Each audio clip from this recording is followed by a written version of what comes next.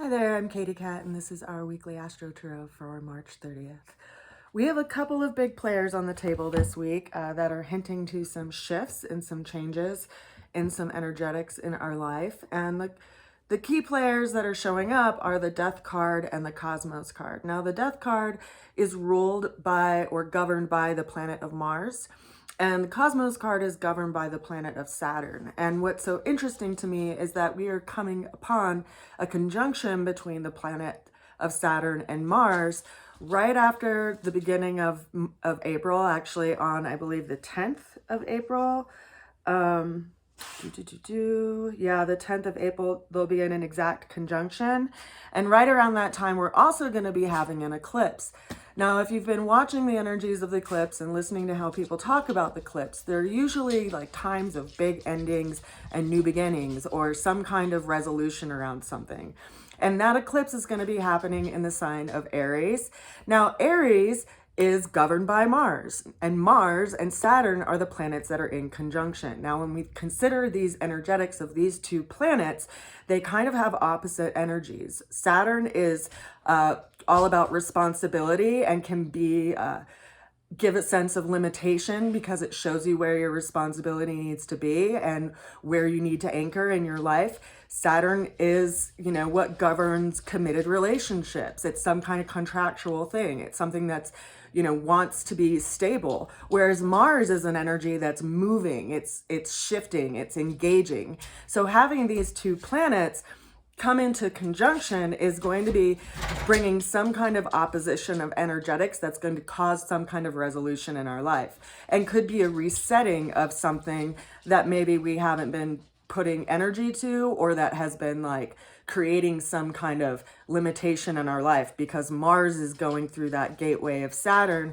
and it's going to be initiating something.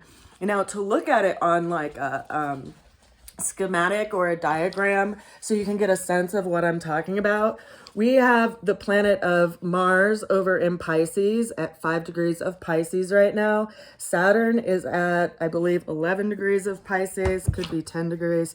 I've been looking at this and it's at 13 degrees Pisces. Then we also have Venus, which is going through Pisces, and Neptune that's in Pisces.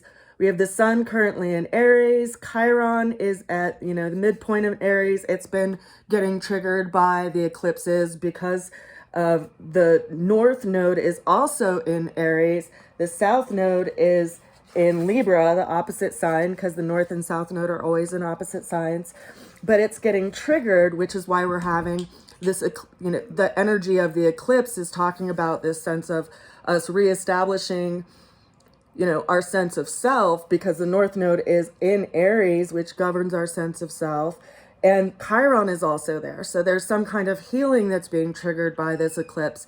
And it's also at the same time going to be having some kind of energetic going on with Mars and Saturn, because Aries is governed by Mars, and it's like Mars is off doing this work over here, and it needs to engage some kind of sense of responsibility or some kind of shift in our lives by way of where we're going to be anchoring ourselves. It could be calling us to let go of patterns that could be self-sabotaging. It could be calling us to let go of habits like, addictions to certain substances, or routines that don't serve us anymore, or places that we spend our time where we escape, because Pisces is that sign that governs escapism.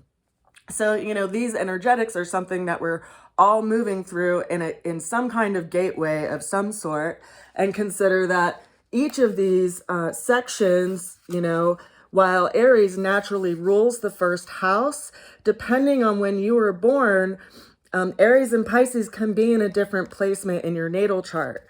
So for instance, today, if, being March 30th, it's in the sign of Aries at 10 degrees, right? But if you were born at noon today, Aries would be up in your 10th house. If you were born around sunset today, Aries would be over in your 7th house. And if you were born, around midnight today, your Aries would be down here near the IC, or the bottom foundation of the natal chart, in the 4th house. So it's interesting to consider that each of these houses the houses themselves don't change, right? The first house is always going to be the first house, but the energy that's in that house is going to be different depending on the time of day that you were born, which is why, you know, people can have different things going on in their lives, even though they're born on the same day, you know, because the time of day that they were born is what ultimately sets the dial of your natal chart and will govern the energies that is shifting through. So if, you know, you have Aries in your 10th house, as an example, you would be, you know, having some kind of healing around your legacy or your sense of self. If you had Aries in, you know, the 9th house, you'd be having this healing around your beliefs, or, you know, having some kind of mentor or something coming into your life, or maybe even the initiation of, you know, some new schooling or some new evolution of self, because this is the house of the seeker. So that's how the AstroTarot can be kind of dialed in, as long as you know what your natal chart is, which is why it can be useful to know your natal chart, so that you can have a better understanding of the energies that are shifting through. Because, you know, just in the example of this transit that we're coming up to in a couple of weeks with Saturn and Mars, it takes Mars 2.5 years to move around the whole zodiac system, whereas it takes Saturn 29 years. So Saturn is in every house or every sign for about 2.5 years. And Mars, the next time it visits Saturn will be maybe at the end of Pisces, or it could be actually in Aries, which will be a totally different experience, because Mars will be in it's governing, it's the house that it like governs. So when you consider the planets, they're like these trains that all kind of move at different speeds. And when they're in the same house, they have an exchange. And Mars is very initiatory and engaging. So it is engaging Saturn to have a sense of responsibility in its life. So it's a really powerful energy that it's being brought onto the table by way of the astrology transits that we are all about to step into.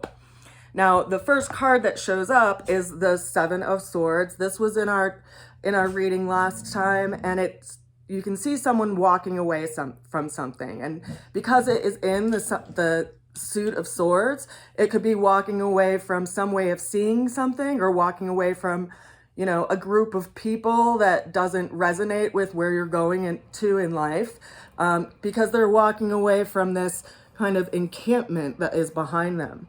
The challenge is the Seven of Cups. We had this card in our reading last week too. I swear I shuffled the cards.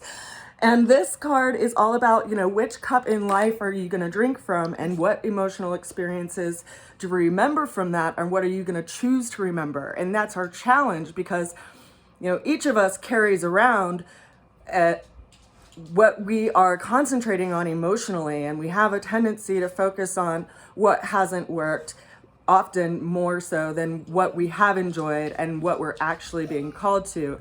And the body will give you a feedback around what is going to be good for you and what actually will help you to grow. So the challenge is, how do we choose what emotional cup, you know, what experience we are actually wanting to engage with in life?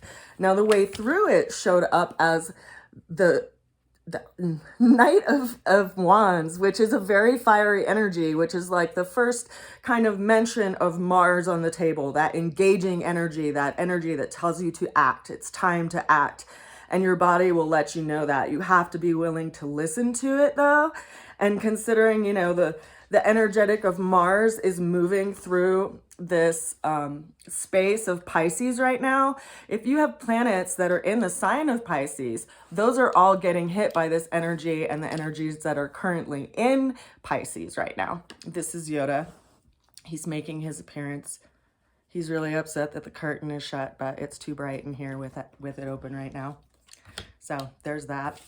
So this energy is telling us that it's time to act, and it's time to act now.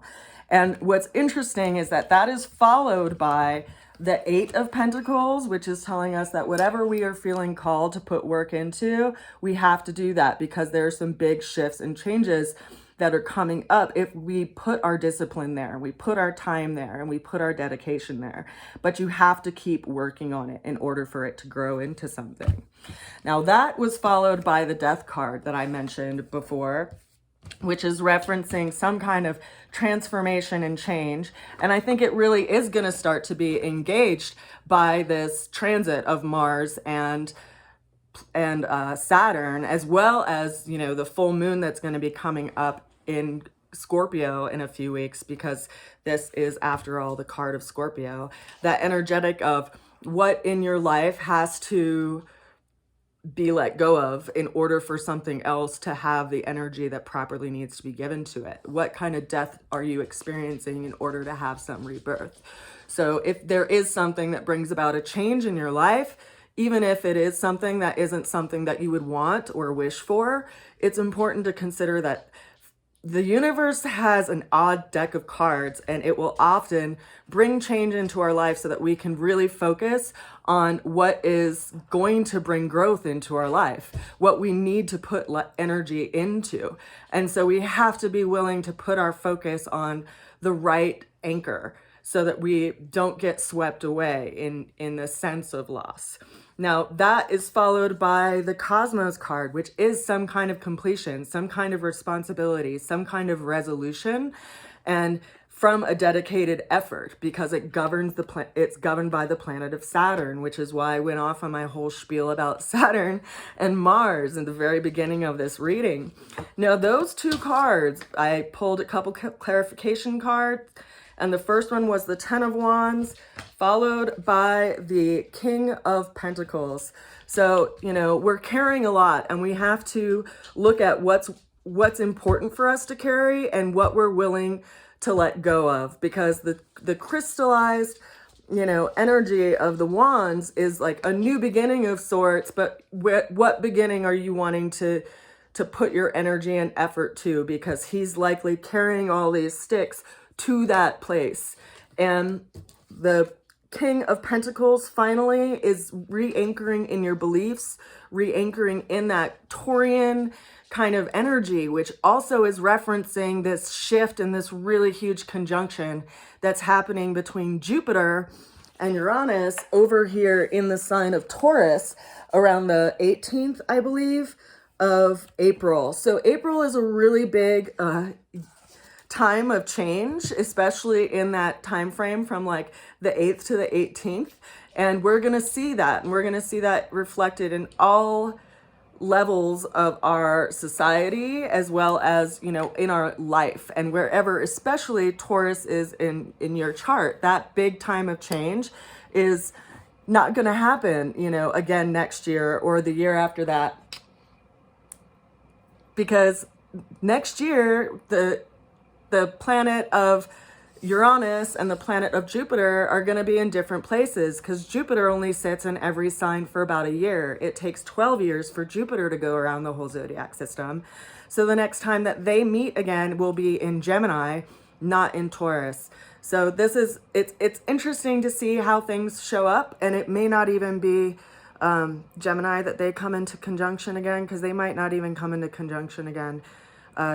They won't actually next year, because it takes Jupiter that long to move around the whole zodiac system.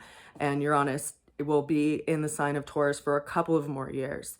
So some of the conjunctions between the outer planets, it's important to consider that they do have such a big effect on us and such a big potential to use, because they don't happen very often.